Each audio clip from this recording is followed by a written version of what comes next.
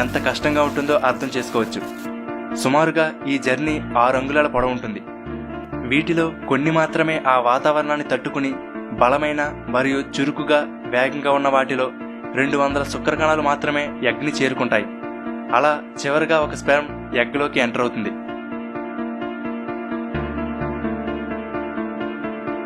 ఆ తరువాత మరొక స్పెర్మ్ ఎంటర్ అవడానికి ఉండదు. అలా సుమారుగా 30 కోట్ల శుక్రకణాలలో ఒకే ఒక్కటి విజయం సాధించింది.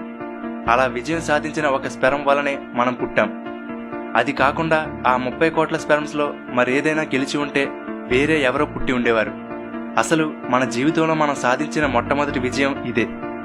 తరువాత ఎంటర్ అయిన స్పెర్మ్లోని డిఎన్ఏ అంతా ఎగ్లోని డిఎన్ఏతో కలిసి ఆ రెండిటి జెనెటిక్ కోడ్ ఆధారంగా పుట్టబోయే బిడ్డ రూపం, తెలివితేటలు, పర్సనాలిటీ అన్నీ డిసైడ్ అవుతాయి.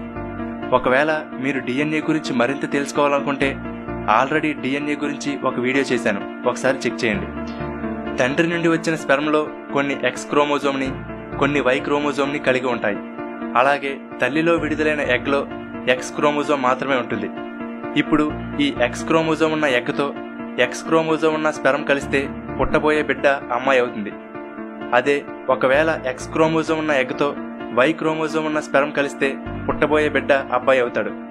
ఈ రోజుల్లో చాలామంది అమ్మాయి పుట్టిందని ఆడవాళ్ళని హింసిస్తున్నారు. కానీ పుట్టబోయేది అమ్మాయా అబ్బాయా అనేది డిసైడ్ చేసేది మగవాళ్ళ నుండి వచ్చిన స్పెర్మ్లోని క్రోమోజోమ్ అని గుర్తించాలి. సరే, స్పెర్మ్ ఎగ్లోకి ఎంటర్ అయిన తర్వాత ఎగ్ ఫెర్టిలైజ్ అవ్వడం మొదలవుతుంది. ఇలా ఫెర్టిలైజ్ అయిన ఎగ్ని జైగోట్ అని అంటారు. ఈ జైగోట్ 12 గంటల తర్వాత 2 కణాలుగా డివైడ్ అవుతుంది. అలా ప్రతి 12 గంటలకు ఒకసారి ఈ కణాలు డివైడ్ అవుతూ ఉంటాయి. అలా ఫెర్టిలైజేషన్ అయిన 3 రోజుల తర్వాత జైగోట్ 32 కణాలు ఉన్న ఒక బాల్లా తయారవుతుంది. ఈ ఎగ్ అనేది అండాశయం నుండి ఈ ఫెలోపియన్ ట్యూబ్ ద్వారా క్రిందకు ప్రయాణిస్తూ గర్భాశయంలోని గోడల్లో ఒక సురక్షితమైన ప్లేస్ని చూసుకుంటుంది. మరొక 9 నెలల పాటు అది అక్కడే ఉండబోతుంది. ఇప్పటి నుండి పిండం పెరగడం ప్రారంభమవుతుంది.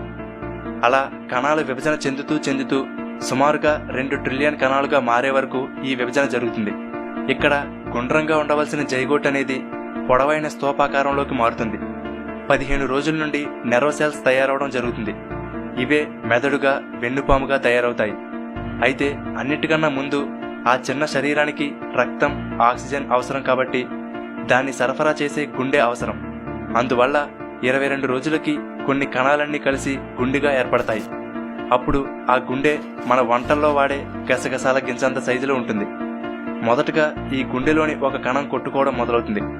దానివల్ల దాని పక్కనున్న మరొక కణం కొట్టుకుంటుంది. అలా చైన్ రియాక్షన్లా మొత్తం గుండెలో ఉన్న అన్ని కణాలు కూడా యాక్టివేట్ అవడంతో పూర్తిగా గుండె కొట్టుకోవడం మొదలవుతుంది. అప్పుడు మొదలైన గుండె మనం చనిపోయే వరకు కూడా ఆగకుండా కొన్ని 100 కోట్ల సార్లు కొట్టుకుంటూనే ఉంటుంది. ఆ చిన్న గుండె ఆ పిండానికి రక్తం, ఆక్సిజన్ సరఫరా చేస్తూ ఉంటుంది.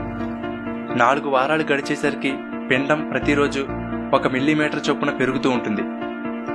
5 వారాల సమయంలో పిండం వేగంగా అభివృద్ధి చెందుతూ పెరగడం జరుగుతుంది. ఎంత వేగంగా పెరుగుతుందంటే కడుపులో ఉన్న 9 నెలల పాటు ఇదే వేగంతో పెరిగితే శిశువు పుట్టేసరికి 1.5 టన్నుల బరువు ఉంటుందట. కానీ ఈ పెరిగే వేగం తరువాత నెమ్మదిస్తుంది. 7 వారాలు వచ్చేసరికి మెల్లగా కాళ్ళు, చేతులు రావడం మొదలవుతాయి. అలాగే కళ్ళలోని రెటీనా, ముక్కు తయారవుతాయి. 8 వారాలు వచ్చేసరికి పిండం కొంచెం మనిషి ఆకారంలో కనిపిస్తుంది.